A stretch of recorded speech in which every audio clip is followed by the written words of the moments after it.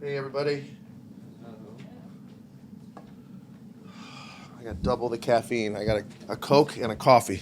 Oh, I'm triple fisting here. Same This thing. is it right here. Yeah. This is my morning routine. Diet Coke and coffee.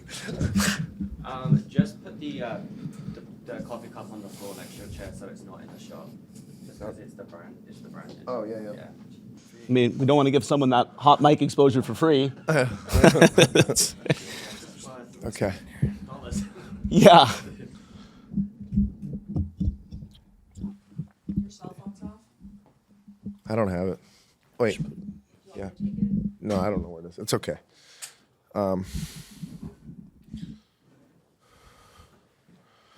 It's gonna probably get me a minute to warm up into this a little bit. Yeah, so, all okay. good. We'll wait a second anyway. How's everyone doing today? Jared, how are you? Never been better. How are you, Alex? I'm great. See, this is the kind of attitude I want from my assistant. Sometimes he's grumpy and it puts me in a bad mood. It all starts with you. Have I met Alex? Smiles and kindness. You guys haven't met yet? Yet? Yes. Have we met? I'm sorry. I apologize. I'm Jax again. Well, nice to meet all you. Good. I'm Jared. Nice to meet you. You know, Jared, you're the tone setter at the company. I would say that I'm setting a warm and inviting tone. Does everyone else not feel warm and invited in the space? I feel very warm and invited. Good. That's what I feel like. I feel warm. I'm going to be cold and invited in a... But Alex A few likes minutes. to abandon me and then question why we have tension and things like that. And I tell him I have an abandonment issue. I don't need turmoil in this relationship, Jared. I need consistency. Okay.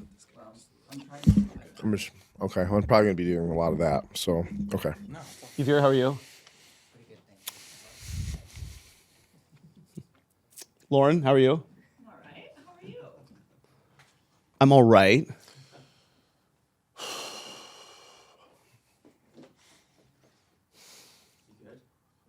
You guys good? Yep. It's unmuted. All right, we've got all eyes on us. The network is watching via Zoom, so here we Are go. they? They are.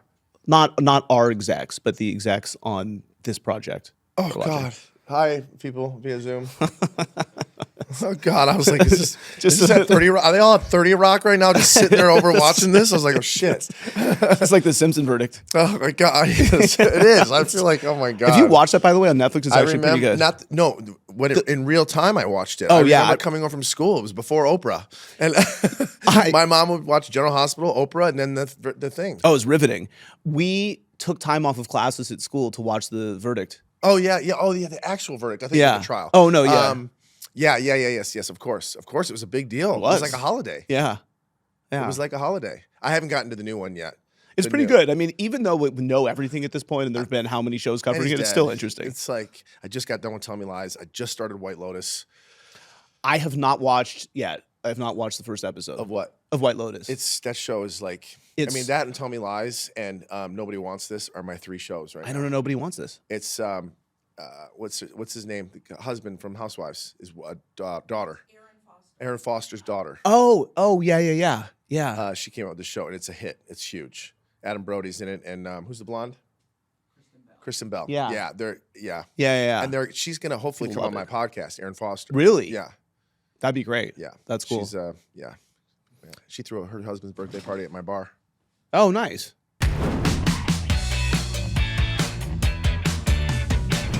Welcome to Bravo's Hot Mic. I'm Alex Baskin, and I'm here with Jax Taylor, and this is the third time that you've been on this podcast, and each of them has been very different. You were just on a few months ago, and you wanted to come on today because there's something that you wanted to talk about. Yeah. So really, I've been waiting for a long time to do this. I'm nervous, and I felt like, this was the time to do it. We have season 2 of The Valley coming out shortly, and I feel like sometimes because there's so many cast members that the whole story of each person is not told, fully. And I kind of wanted to come out and kind of talk about the struggles that I've been going through for a very, very long time. And I kind of wanted everyone to know, this is what happened.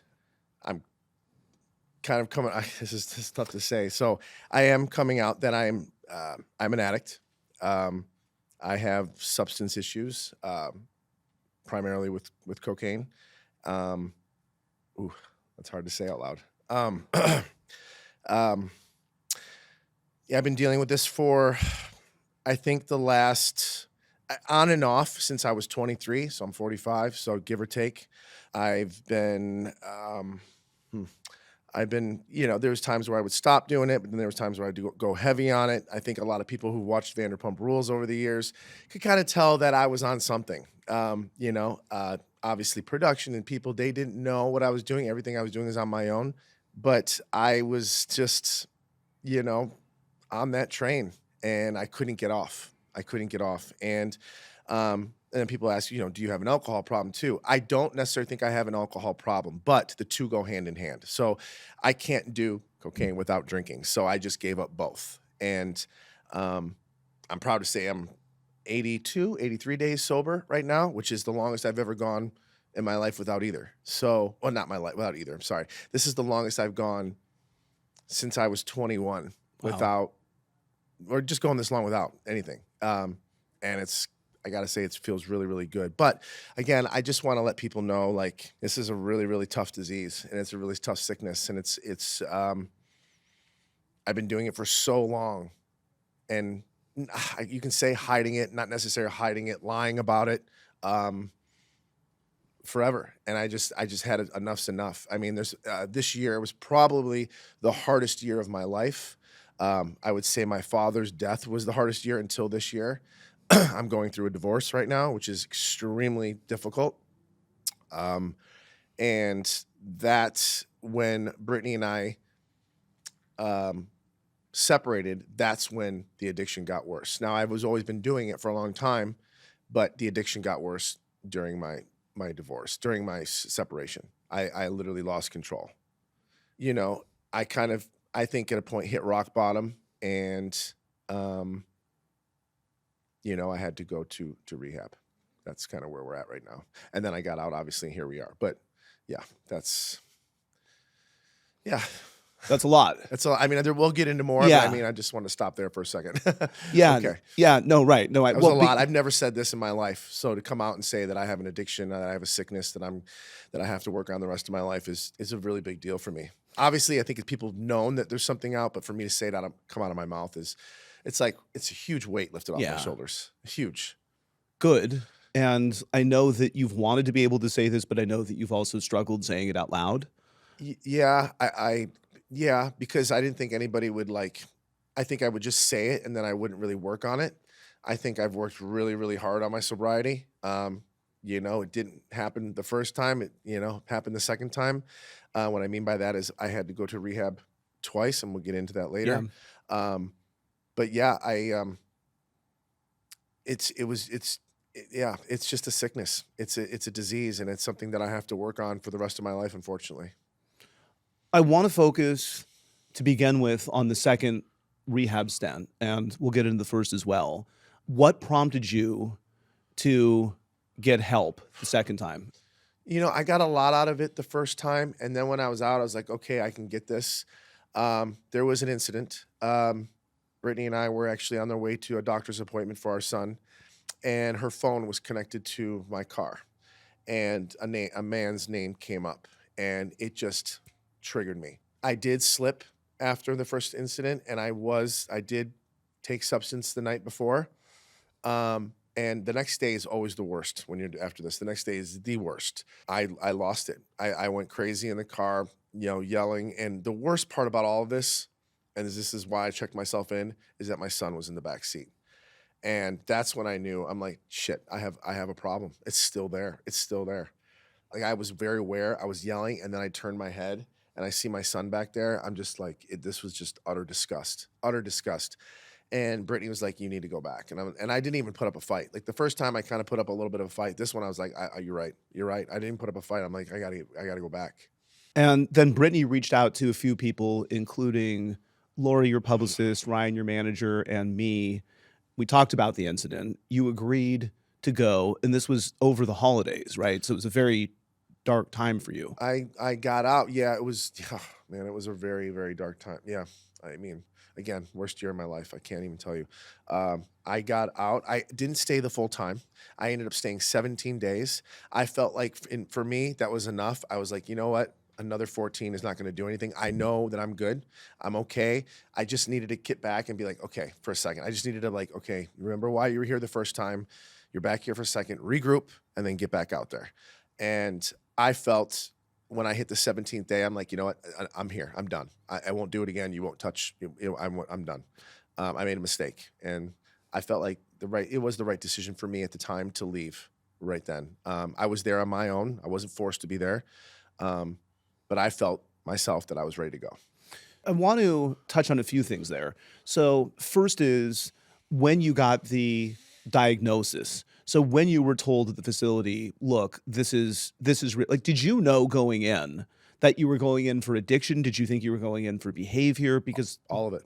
All of it. I was going to get to the bottom of it. Now, when myself and my manager and Lori, we all kind of came together and researched where I was going to go. I have such a great team, and we say, hey, listen, this is the best place for you because it kind of talks about everything: mental health, substance abuse, drug addiction, all that stuff. You're going to get everything out of this, and that's kind of what I needed because I personally don't think that drugs and alcohol are the problem for anybody. There's issues there that there's issues with their lives, and then people use to kind of mask the issues that they're going through. I'm a firm believer in drugs and alcohol are never the problem. People just don't fix their problems, so they're too lazy, and then they use drugs and alcohol to mask their issues instead of fixing things. And that was the problem. So I was in therapy the first time, 30 days, 7 hours of therapy a day for 6 days a week. I mean, it's intense. It's intense. And then you see doctors, and then you go to therapy, and then you go to personal therapy, then you go to group therapy, then you break for lunch, then you go for a walk, and then they allow you to go to the gym once a day, and there's a nurse that follows you to the gym. Like, this was just utterly embarrassing for me because I'm going to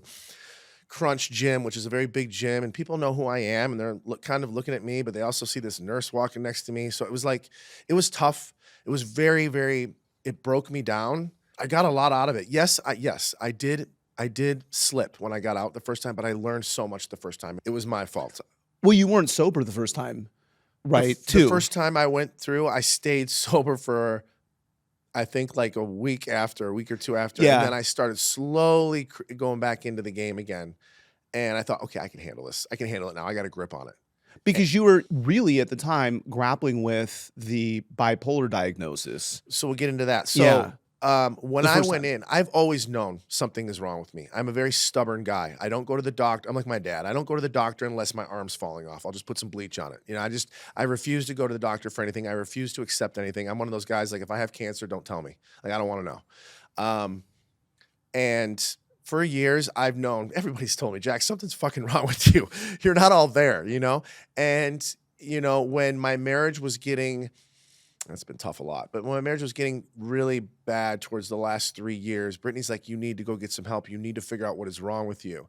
And, you know, just to kind of get her off my back, I went to a physician, not somebody who is studied in therapy. I just went to my family physician. I go, listen, my wife thinks I'm depressed. I am a little bit depressed. Can I have some medication for it? Sure. She just gave it to me. There was no diagnosis. I just Like, she wasn't a assumed- psychiatrist. I self-diagnosed myself. I'm like, something's got to be wrong with it. I'm probably just depressed, which is true. I was very sad. A lot happened. COVID, pregnant. I lost my job. A lot was going on during the time of me going to see that doctor. Lost my job, going through COVID. I didn't know what I was going to do for money. My wife was pregnant. I was fucking depressed. And so in my head, I'm like, that's it. I'm depressed. Doctor, give me something for depression. Oh, here's some Lexapro. Went on Lexapro, didn't do anything. And this was all going on. I was taking it before I was going into rehab. And then when I went into the facility and they broke me down, the doctors were like, let's go over your symptoms. Like, sitting there, symptom. They're like, you're not depressed. You're bipolar. They're like, what are you on right now? I'm like, I'm on Lexapro, and it's making me even angrier. They're like, you need to get off that. That's not for you. We have something for you. You're definitely bipolar to a T. Bipolar 2, it's called. And you definitely suffer from, obsessive compulsive disorder, which I do. So we're going to get you on new medication. And I got to say, since for the first time in my 45 years of life, because I have severe anger issues too, severe, to the point where, like, I literally have no patience for anything or anyone, and I don't like people. And if things aren't going my way, I'm going to get pissed off. It's just the way I was. I've been like that forever. And I've done it with my friends, my family, everyone. I fly off the handle.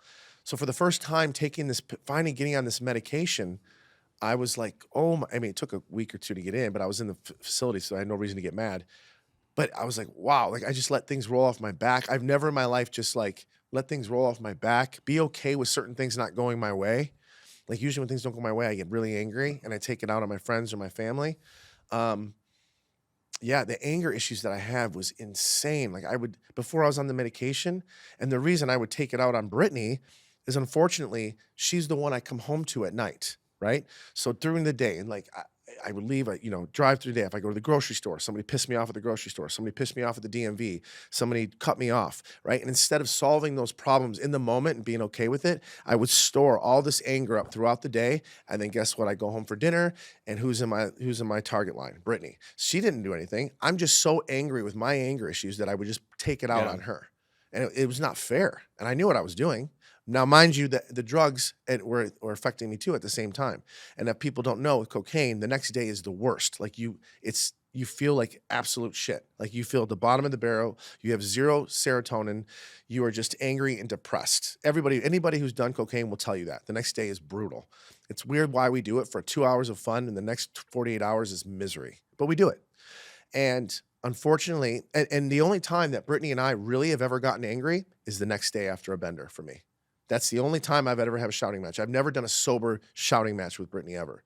But unfortunately, I was doing drugs so much that it was a lot. Right, and that your natural irritability would turn into outright anger. So I already have anger issues without the cocaine. Then you throw cocaine on there. Then you throw alcohol on there. Then you throw Lexapro on there. This was a fucking recipe for disaster.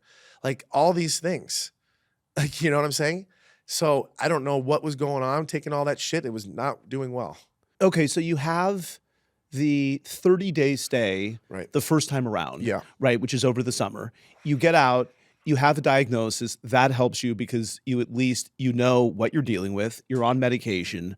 What led to then the second stay? We talked about the blow up, but what were the conditions that The second stay? Yeah. The conditions, they let me kind of do it my way the first day. Like they say, listen, with the facility, and this is a California law, people kept asking me, how come you're allowed to have your phones in the facility? And people were very shocked that I can have, they're like, it's a state law that they're not allowed, because everyone's like, why are you allowed to have your phone? Yeah. It's a state California law. You are not allowed to take away a person's phone. You're not. So obviously my team, they knew off the beginning, the first time, they were like, he should not be having his phone. He should not be having his phone. And they're like, there's nothing we can do. It's the law. So after the first 3 days, they took it away. Then they gave it to me after that. And that was, I think the problem is I wasn't fully invested the first time. I felt like, you know what? I can get through this. Let's just buy the time, whatever. Yeah. Let's just make people happy. Please, everybody. I'll get what I have to say out of here and get the fuck out of here. Like, I just wasn't taking it as seriously as I should have. I should have never used my phone. I should have put my phone away, and I'm paying all this money to be here. Let's get something out of it. Let's use this fucking place and learn about yourself and try to figure out what the fuck is wrong with you. And when you got out too, this will be on the show this season, Right. You were repeatedly saying when you were asked about what your takeaway was from being there, I'm not an addict. My drug of choice is anger. I didn't think at that time that I was an addict. Now, it's one of those things like if you hear any addict, right? I'm not the problem, you are. I'm not the problem, you are. I blame everybody else but myself. That's a token addict move. So when I got out, I'm like, I got a hold of this. I'm strong, man. Okay, good, I'll stop. And then a week went by, and then I'm like, oh, okay, one drink's not going to do anything, right? And like the drinking wasn't the problem. I have 2 drinks and I'm good. But after that 2 drinks, I'm looking for a bag of cocaine. Yeah. So that's why people say, well, if drinking's not the problem, then why? But both go hand in hand, so I had to stop. But so to get back to the stay, why I took the second stay a little bit differently is because Lori and Ryan came to me like, okay, now we're going to do it my way. We did it your way the first time. Clearly that didn't fucking work. We're going to do it our way this time. We're going to talk to the therapist every day. You're going to have our phone numbers. You're not going to be on your phone. You're going to be doing this. You're going to do it our way. So I think the second time they were kind of like, okay, it's our turn now to tell you how this is going to go. Why not stay the full time? Why leave after 17 days? I felt like I should have, to be honest, I could have left sooner, but I just felt like the second time around I was in there and I'm like, okay. I needed a little bit of I felt it's like I learned to ride a bike, and I was doing good. And then I fell, and I needed a little bit of, I needed to go back just to be like, maybe a little bit of a humble pie, maybe a piece of like, okay, listen, this problem, this addiction, this sickness is bigger than you think it is. I know you think you're a man and you can control it all and you're this, but you can't. This is why you're back here, because this drug is bigger than you are and you need to take it seriously and you need to not half-ass it. And I was like, you're right. And I dug deep and I took over like the groups in therapy. I tried to be a mentor to some people and I loved it the second time. I was really a little bit more into it because I was a little bit more like, man, I was just fucking here. It was embarrassing. But then I used it. I'm like, I just left this place literally a month ago and I'm already fucking back. It's embarrassing. Yeah. But I used that as a like, even somebody like me, you know, who on paper has it all. I do. I'm very fortunate. I have a healthy child. I have a healthy wife. I had a house. I have everything going. And I still found a way to fuck it up. And I think that was important because most people that are in rehab don't have anything to lose. I had a lot to lose. Yeah. So people were looking up to me. They're like, wow, this guy's got it all. What the fuck is he doing? We don't have anything and we're doing this. We get it, you know? So I think people were liking that a little bit. What have you done since you left to maintain your sobriety? Because obviously, as the cliche goes, for a reason, one day at a time. It is extremely one day at a time. It is. It's, you know, the big thing here is my son. He is my drive. He's my number one driver for this. I just, like I said, I can't do it anymore. It's like I'm 45 years old. Like there's got to be a point where you're like, dude, enough's enough. You had your fun. You know, you had a good time. You didn't, you're still alive. Yeah. It's time to get out while you're ahead, basically. And I said, listen, obviously I'm not the type of person who can have one drink and be okay. It's just not in my cards. I had to stop. I was going to lose, you know, custody. You know, I'm embarrassing my I guess you can call my ex-wife. I'm embarrassing myself. Nobody's looking at me seriously. They're like, oh, just here he goes again. So, and I want to do it for myself. Like I can kick this. I can do it. Is it hard sometimes? Yes. But I think how I look at it is the next day. Well, how am I going to feel the next day? How am I going to feel the next day? Like for instance, you know, there was an event at my bar last night and people are always like, we don't want to drink around you. I'm like, don't, please drink around me. I don't want people to walk on eggshells around me and be like, oh, we don't want to drink, because I used to make fun of the guys that were like me. And now I want people to enjoy it. Have fun. I have to get used to that. And if people just walk around on eggshells, no one's going to want to hang out with me. It's like, oh, we don't want to bring the sober guy. He kind of is a Debbie Downer. And I'm not. I still have fun. You know, I just switch over to Celsius now and that's about it. Or I have a cup of coffee. But yeah, I don't mind people drinking in front of me. It hasn't bothered me. And I'm still doing events and I still do appearances and like that. But I'm very regimented now. Like I go do my appearances and I'll take some pictures with people after and I go right to my hotel. As before, I would wander around, end up meeting fans at a bar, drinking 25 shots, doing shots with every table. That's no more. Right, I don't which do that. I mean leads to nothing good. Nothing good, and it's a catastrophe. Like I'm just a people pleaser, and I just want to make sure everybody has a good time. And I'm like, okay, I'll do a shot, but it's caused my mental health to be fucked. Tell me about what coming out with this means in terms of accountability, because obviously there's no hiding. There's going to be a lot of scrutiny when you do go to bars going forward, which you do regularly because you own one, Right, you have right. the business, and also you make a lot of appearances. Right. All eyes will be on you. What does that mean to you? I've kind of turned this appearance thing around about not only part of the show. We like to answer questions about the show and all that, but I've kind of turned it into mental health and sobriety. You know, I talk about it now a lot. Instead of talking about, okay, you know, tea and everything going on, I kind of turn around and be like, I was struggling during this time. I've been on substance and this is how I got around it. So I'm using now these appearances is almost like I'm doing a lecture, you know, I'm turning it around instead of gossiping about Sheena Lala or Kristen or whatever. I'm kind of be like, hey, I'm turning it like, this is what I was going through. I was struggling. I'm using this as therapy for me. I feel like this is what I was meant to do. And I love talking about it. I love kind of being vulnerable about it. I've never in my life until right now, till today, have been completely honest with my sobriety or with my addiction. Never.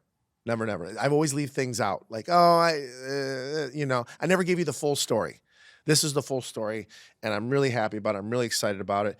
But it's still I'm very new in this sobriety thing. I'm 83 days sober right now, something like that. And it's going to take a lot of work. It's going to take a lot of work. What work are you doing to ensure your continued sobriety? Right now I'm going to therapy. I go to therapy once a week. Probably should be going a little bit more. I'm going to be getting ready to do. I think I'm gonna start trying to do a little bit of outpatient. I'm okay right now, but I need to maybe double up a little bit and do a little bit of outpatient. I check in with a therapist once a week. I go to therapy on Mondays. I'm drug tested every week, and that's something that I chose to do. I'm the one that chose to do that, and I'm also, I want the results, which is it's a big HIPAA law on certain these kind of things. But I said, you know what? I need to be held accountable. I want to be drug tested every Monday. I want you to text my ex-wife every Monday with the results. I want you to text my team every Monday with the results. And they're like, are you sure you want to do this? Yeah, absolutely. Absolutely. I will be here at every 9 o'clock every Monday morning, and I'll be testing because it makes me feel better. It makes me like if I have this idea to slip, I'll be like, I'm going to be tested on Monday. I'm going to lose my job. It's accountability. It's accountability. Yeah. And if I didn't have this accountability, then I would slip. Again, I've said this many times. My whole life, I've been given wiggle room. My whole life. I've been put on a pedestal. I'm the golden child in my family. I've never been, it was always a slap on the wrist. I've never gotten in trouble for really anything, and people just would say, oh, it's Jax. I mean, over the years, oh, it's Jax. Oh, it's just Jax, whatever. Well, you're good at getting away with things. I got away with things, but this is something that I can't get away with anymore. I can't. It's going to kill me. It's not if, it's when. Yeah. Yeah, I mean, everyone around you has been concerned about this for a while. Yeah. Let's talk about your relationship with Brittany. Oh. Okay. Obviously, that's a loaded question. Where are you guys now? I don't know. Did you talk to her today? Last night you did. I did. Yeah. We had a little bit of a blow up last night. It's. I mean, she's probably laughing. It's daily. It changes. One day she's happy. One day she's mad. One day she's happy. One day she's mad. I never know what I'm going to get with her. I walk on eggshells constantly every day, as I should. I just want her to know that I'm really, really trying. I'm doing everything she's asked. The rehab, the therapy, the drug testing, the getting help. I take care of my son as much as she allows me to. I don't know what else she wants from me. I'm doing everything that she's asked for. And just because I respect her and I want to make her happy. I don't want her to be like, well, you're not even trying. I'm going above and beyond to show her that I do care and I want to be in my son's life. And I also want to be in your life to some extent. Yeah. I want to be there for you. That's why I moved a mile away. I could have moved anywhere I want in Hollywood, right? But when I moved, I wanted to be a 5-minute drive in case you needed me. I wanted to always be there for you, whether or not, you like me or not. You can always call me for anything. Even if when you start dating and being with somebody, I'll always still be there. I wanted her to see that. Yeah, we still have hiccups. I still do stuff that pisses her off. I'm not a perfect human being. I'm nowhere near it. So I'm still going to have, incidents where I make her mad. It will never be with drinking or drugs again. But what happened so you have this hose, right? And there's holes in it. I patched one hole with the drinking and the alcohol, but now another hole opened.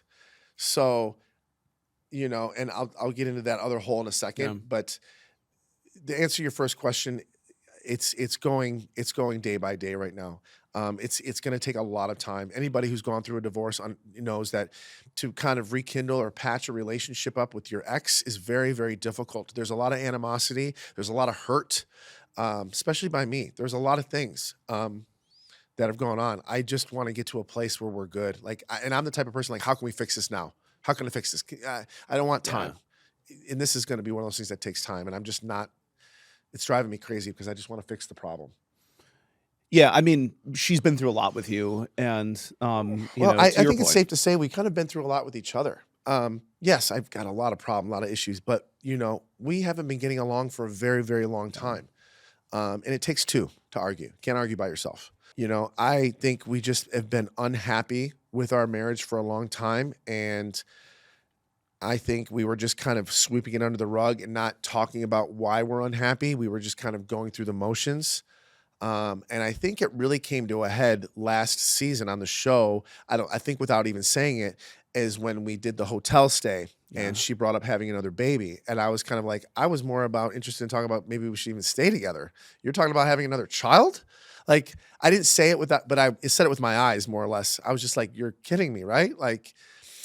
And I look back at it now, gosh, what if we would have had another kid? I'm like, God, thank God, so, yeah, our relationship has been struggling for a very, very long time. And I am the type of person that I'm a self-sabotager, and instead of being a man and going and saying, listen, you know, Brittany, I don't think this relationship is going where it needs to go. We need to end or whatever. Instead, I'm too much of a pussy in my head, and I'll just get angry and fight and make her leave me, so I don't have to do it. And that's what I did. I would constantly go out. I would constantly go on benders. I would constantly come home hungover or drunk or the next day and start a war, hoping that she would leave me because I'm too much of an idiot or chicken shit. Then you wouldn't be the bad guy. Then I wouldn't be the bad guy. Yeah. But then again, I'm the bad guy. Of course. So anyway, Yeah. regardless. But I've been like that with pretty much every girlfriend that I've had. I'll do something stupid so they break up with me. And was the same situation. Yeah. What do you want to say to her? What do you want her to know or understand? Maybe that she can't hear right now. I think she knows that I am a good person down deep. I think down very, very, very, very deep.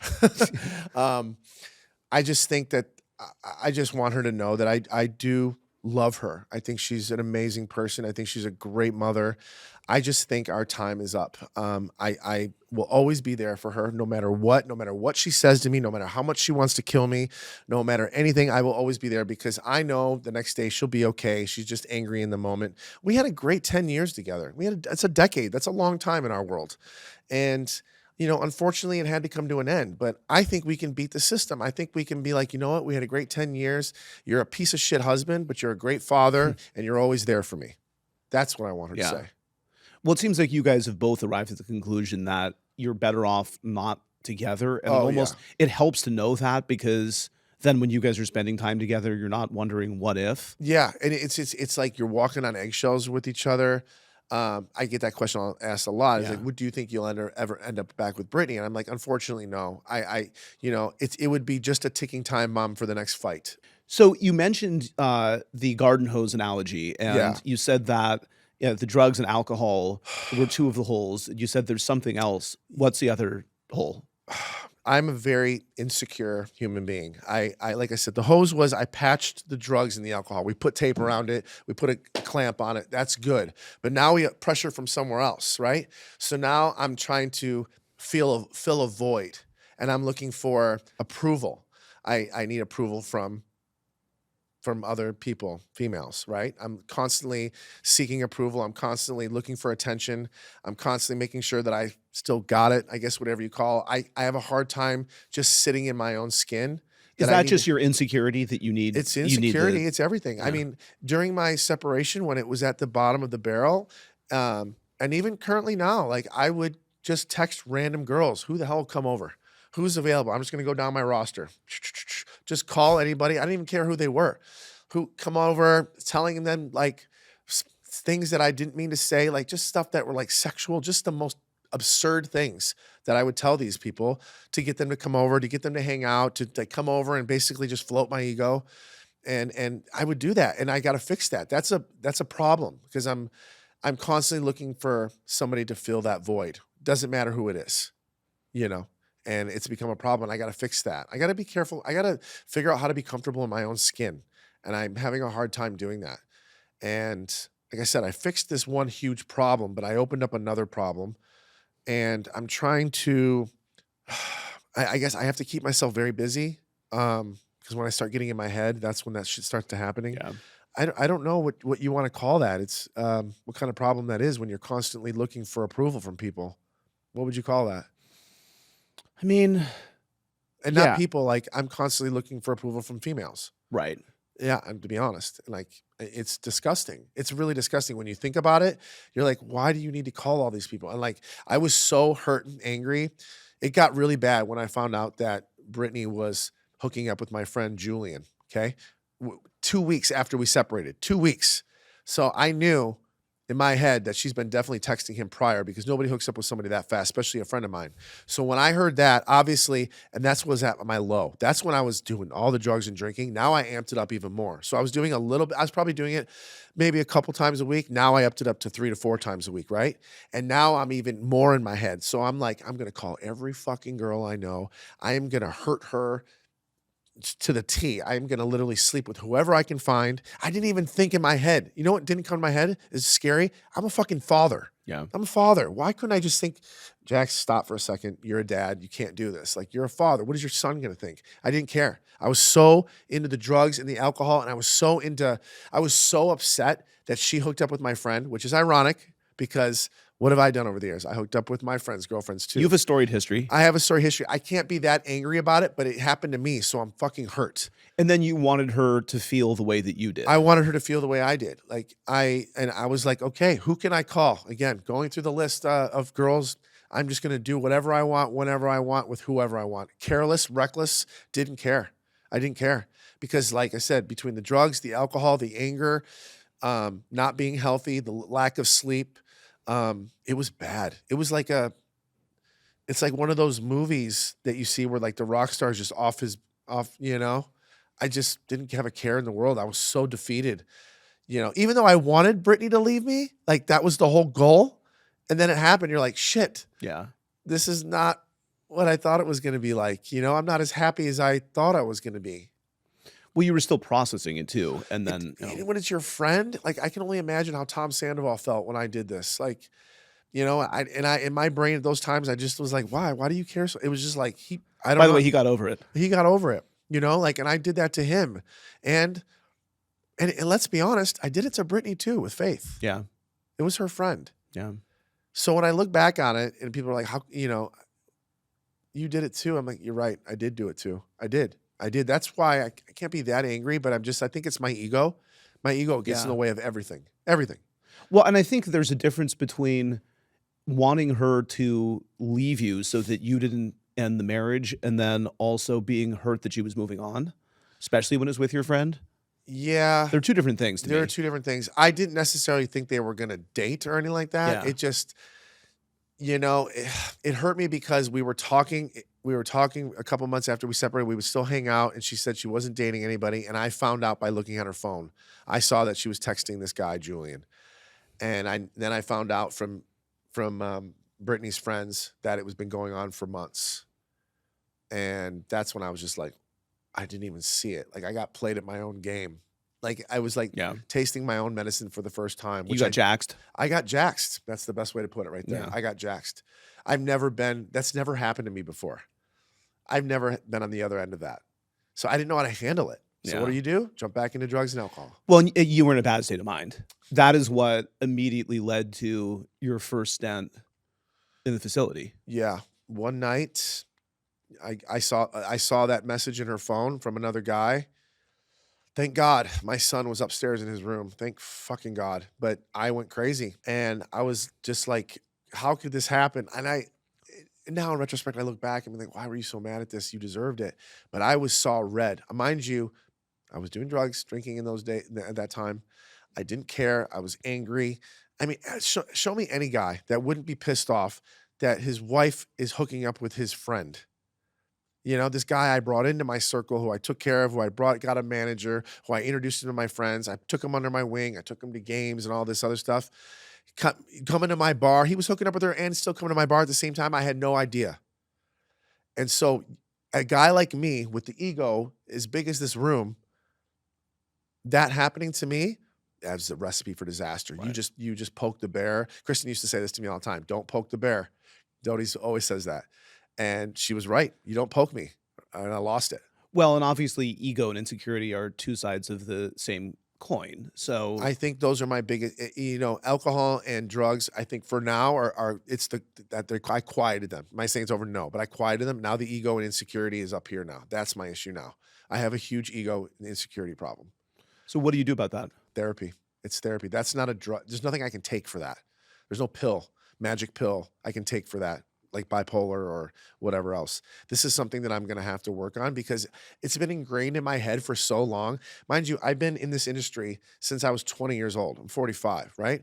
I've been told my whole life that you're good looking, you're this, you go to the best parties, you go to I started modeling. I was in New York, Milan, Paris, Australia, Chicago, runway modeling, being in this fake bubble right? Where everyone thinks you're pretty and you're perfect and you're good looking. You're put into this capsule, right? For so long where you can do nothing wrong and you're judged basically on your looks. How do you think how insecure I am? Like, you know, you come to a big city like New York in LA, right? Now you're in a I was always the best looking place wherever I went. Now you throw me in a melting pot with New York and LA. Now everybody's good looking right here, right? Now everyone's egos are going to get bruised. Now everyone, like, I have to go on auditions. I never had to audition before. I just get the job. Now I got to go against other people. And then your ego gets, deflated. Why am I not good looking enough? What do I have to do? Do I have to go work hard in the gym? Do I have to not eat? Do I have to this? So that constantly for so long in trying to give myself an image that I had to look the part for, it fucking wore on me. It wore on me. It would wear on anybody. Constantly being told how to look, what to do, and, going to fancy dinners and free this and free that. Like, it's not a real life. It's not real. It's a bubble. And I used to come home and I used to visit my mom and dad. They're like, that life you live, like, what is that? Like, do you work? Do you have a paycheck? How do you live? You're constantly at parties and this and that. Like, my dad would never understand it. And I'm like, it's fine, Dad. It's fine. It's fine. That was my life. And then it never really stopped, because even with, Vanderpump and all that, again, it got bigger. Like, I was already doing good. And then you get on this hit show and you just want to ride the wave, man. It's fun. And nobody's telling me no. We're having fun. We're having a good time. I think for the most part, now I look back, I wasn't, but I thought for the most part I was keeping a lot of it under the radar, but clearly I wasn't when I watch back. I'm like, Jesus, how big are my fucking pupils? Like, I'm sweating. There's no reason to be sweating in this scene. Why am I sweating? There were some signs. Yeah, there was some definitely signs. And like, they did pull me aside a couple times and say, hey, listen, calm down on, they didn't know, but they were like, they thought I was drinking too much, like, relax on the drinking, relax. Yeah, I mean, that's the hard thing on brakes. on behalf of production is what you see. Well, yeah, but they weren't supplying us. I would go off on my own. Like, we would film a scene and, like, Jax, you have 30 minutes downtime, right? So most people go rest. I would go to a bar, get lit, or go next door from Sir. There was a Mexican restaurant. That's where we all went because we weren't allowed to drink during scenes. Tortilla Republic. They frowned. Tortilla Republic. During the filming days, they all frowned, like, no drinking during this. Like, certain times we go to parties, sure. Yeah. But when we're doing important scenes, they were like, stay away from that. But we'd all sneak in the back alley, or we would all go to Tortilla Republic. Kristen would have a flask. Stassi would have a flask. We would be in there getting ripped before a scene was going. Nobody knew where we were. There's ways around it, We're not trying to make things better, but before we were filming, we would do this anyway. So now you are basically telling us this, okay, we can't drink as much as you guys have been drinking. You guys need to pipe down. We're like, no, we're used to drinking all day, so we need to find a way to do it. That's how we cope with working at Sir and loving our job, and it's fun. It's like, this is why it's fun. If we can't drink, then this sucks. Makes working at a restaurant boring. At that, especially Sir. So we found ways to do it, and I don't know where I'm going with this story, but this was also not, the best wait staff of all time. we were very skilled. Yeah. Honestly, God, I not don't really think why anyone was there. It was the most bizarre staff. Kristen was good. Kristen was good. Kristen was the only good. So Sandoval was a good bartender. So, yeah, they were very, very good. But there would be full meltdowns in the restaurant, like, about people are waiting for their steak, and Kristen would be crying her eyes out because Tom did something, whatever, and be like, I'm sorry, are we, like, full, like, drama while people are waiting for their food? And this is before we were filming the show, by the way. Well, that's like, whenever I'm asked, like, is everybody really like that in real life? I'm like, more so. More so, yeah. I feel like we toned it down a lot, to be honest. I agree. I feel like it was like, I'm like, we tone down what? This is how we are. Yeah. What do you want us to tone down? Oh, it's totally. Like, this is, if you want real life, this is the real fucking shit. Who of your friends are you leaning on right now? Who's been there for you? I lean on Jason a lot. I try to lean on Tom Schwartz as much as I can. He's got a lot of stuff going on in his life right now. He gets leaned on a lot. He does, and he's kind of going through his own thing, so I don't really open up a lot to him. But I have a friend, his name is JM, he's sober. I'm kind of gravitating to people that are sober and kind of, if I have an issue, I'll give him a call. I'll be like, hey, for instance, like the Super Bowl was my big test. Going to my bar for the Super Bowl, I was like, okay, can I do this? Can I do this? I'm going to be okay. I know I'm not eager to drink, but I've never been around that many drunk people since I've been sober and not being in not being sober. So I showed up to the Super Bowl party, right? People are getting fucked up, eating hot wings, whatever. I'm in the corner eating a salad bowl. Like I'm like the only one at Super Bowl Sunday that's literally completely sober eating a salad. Yeah. Like I really even took a picture of it. Like this is the new me. But it was okay. I got up a little bit at times and I would step outside. I didn't really realize how much drinking and drugs played a huge role in my life. I'm still learning because I've been doing it for so long, and drinking and drugs gives me a superpower, if that makes any sense. I can talk to everybody. I'm You the can life of the socialize party. easily. I can socialize. I can be the Jax that everybody knows, whether they like me or not. They get this persona of Jax Taylor. And I feel like now I've been off, I'm relearning myself because I feel like I'm very antisocial now. I'm worried that people aren't going to like me as much as they're not going to get the same guy that maybe they like. That you won't be able to perform. I the won't way be able that to you did. perform. I felt like the best way to put it, and I've said this before, I felt like I was the lead singer for so many years. I was the lead singer. It was my band. Now I feel like I'm the bass player or possibly the guy who hits the triangle. No, you're the number one sober guy in the I'm group. the number one sober guy in the group now. Yeah. Yeah, well, maybe Kristen's beating me right now because, well, she can't. She's really, really sober. I do still smoke weed a little bit. I need that to go to sleep. I prefer to do that over pills. So, I'm what you call California sober, and that's fine. That's fine by me. So this is crazy. I'm not just saying this to be provocative, Yeah. but do you think Lala can be a help? I think the situation, which is really funny because I just reached out to Sheena the other day because we haven't spoken in a long time. The girls are all very team Brittany right now. Yeah. Which is understandable. Makes sense. I don't. Yeah.